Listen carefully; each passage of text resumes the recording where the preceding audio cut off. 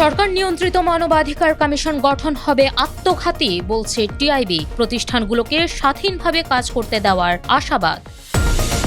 ধর্মবর্ণ নির্বিশেষে সবাই মিলেমিশে থাকাই দেশের আবহমান কালের মূল্যবোধ মন্তব্য প্রধানমন্ত্রীর। নজরুল বর্ষ উদযাপন কর্মসূচির উদ্বোধন।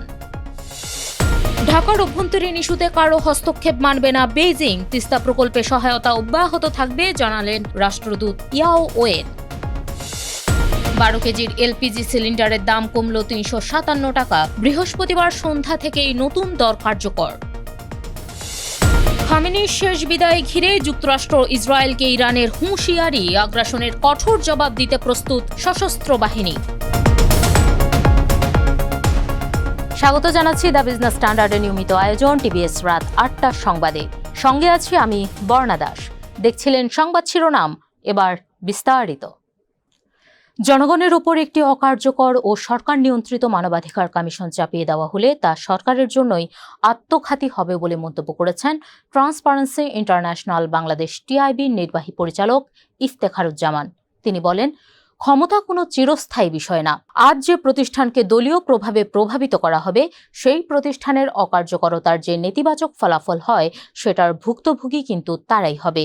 2 জুলাই রাজধানীর ধানমন্ডিতে টিআইবি কার্যালয়ে একটি সভায় ইফতেখারুজ্জামান এ মন্তব্য করেন। খসড়া আইন পর্যালোচনা করে 19টি সুপারিশ সভায় তুলে ধরেন ইফতেখারুজ্জামান।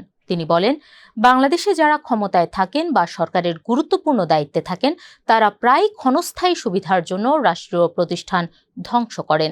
অনেক বেশি কর্তৃত্ববাদী ও স্বৈরাচারী সরকার বিশ্বের অন্যান্য দেশে থাকলেও জাতীয় প্রতিষ্ঠানগুলোকে এভাবে দলীয়করণ ও অকার্যকর করার নজির খুব কম দেশে আছে।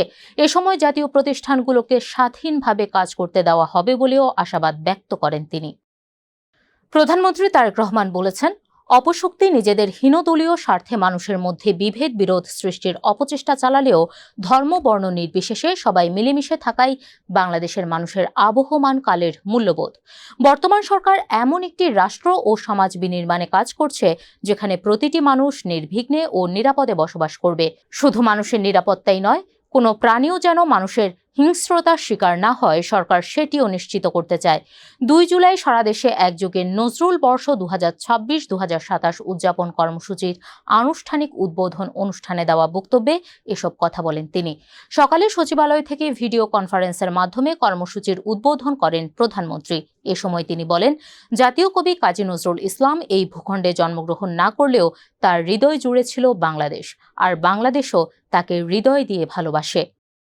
বাংলাদেশের অভ্যন্তরীণ বিষয়ে কারো হস্তক্ষেপ চীন মেনে নেবে না বলে মন্তব্য করেছেন ঢাকায় চীনের রাষ্ট্রদূত ইয়াও ওয়েন। তিনি বলেন, পারস্পরিক সম্মান, সার্বভৌমত্ব এবং অভ্যন্তরীণ বিষয়ে হস্তক্ষেপ না করার নীতির ভিত্তিতেই বাংলাদেশ চীন সম্পর্ক এগিয়ে যাচ্ছে।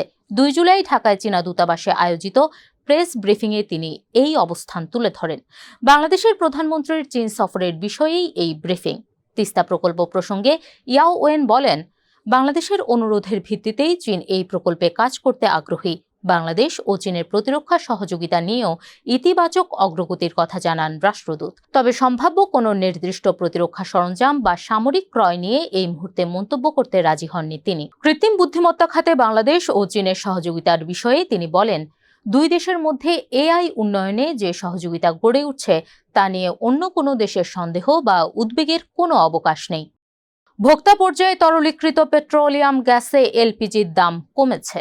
এবার বাজারে সবচেয়ে বেশি ব্যবহৃত 12 কেজি এলপিজি সিলিন্ডারে দাম কমেছে 357 টাকা। এর আগে গত মাসে কমেছিল 55 টাকা। এখন নতুন দাম হয়েছে 1528 টাকা। 2 জুলাই নতুন দাম ঘোষণা করেছে Bangladesh energy regulatory commission BERC. মধ্যপ্রাচ্যে যুদ্ধ থামার পর থেকেই বিশ্ববাজারে এলপিজির দাম কমতে শুরু করে।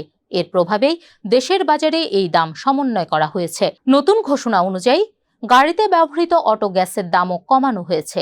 প্রতি লিটার অটো গ্যাসের দাম 86 টাকা 93 পয়সা থেকে কমিয়ে 70 টাকা 40 পয়সা নির্ধারণ করা হয়েছে। বিইআরসি প্রতি মাসেই আন্তর্জাতিক বাজারের সঙ্গে মিল রেখে এলপিজির দাম নির্ধারণ করে। 2021 সালের এপ্রিল থেকে এই নিয়ম চালু রয়েছে। ইরানের প্রয়াত সর্বোচ্চ নেতা আয়াতুল্লাহ আলী খামেনির শেষ বিদায়কে সামনে রেখে যুক্তরাষ্ট্র ও ইসরায়েলকে নতুন করে হুঁশিয়ারি দিয়েছে তেহরান। ইরানের খাতাম আল আনবিয়া সেন্ট্রাল হেডকোয়ার্টার্সের কমান্ডার ২ জুলাই এক বিবৃতিতে বলেন, ইরানের শত্রুদের বিশেষ করে যুক্তরাষ্ট্র ও জায়নবাদী শাসন ব্যবস্থাকে ভুল সিদ্ধান্ত না নেওয়ার আহ্বান জানাচ্ছি। আমাদের দেশের বিরুদ্ধে যে কোনো হুমকি বা আগ্রাসনের জবাবে সশস্ত্র বাহিনী কঠোর প্রতিশোধ নেবে। আগামী ৪ জুলাই তেহরানে খামেনির জানাজার আনুষ্ঠানিকতা শুরু হবে। ৯ জুলাই তার জন্মস্থান মাশহাদে দাফনের মাধ্যমে রাষ্ট্রীয় কর্মসূচি শেষ হবে। এ সময়ের মধ্যে কোম ও ইরাকেও বিভিন্ন শোকানুষ্ঠানের আয়োজন করা হবে। জানাজার সময় নিরাপত্তা জোরদার করা হয়েছে। একই সঙ্গে তেহরান, মাশহাদ সহ কয়েকটি শহরের আকাশ সীমায় সামরিক বিধিনিষেধ আরোপের ঘোষণা দিয়েছে ইরানের বেসামরিক বিমান চলাচল কর্তৃপক্ষ।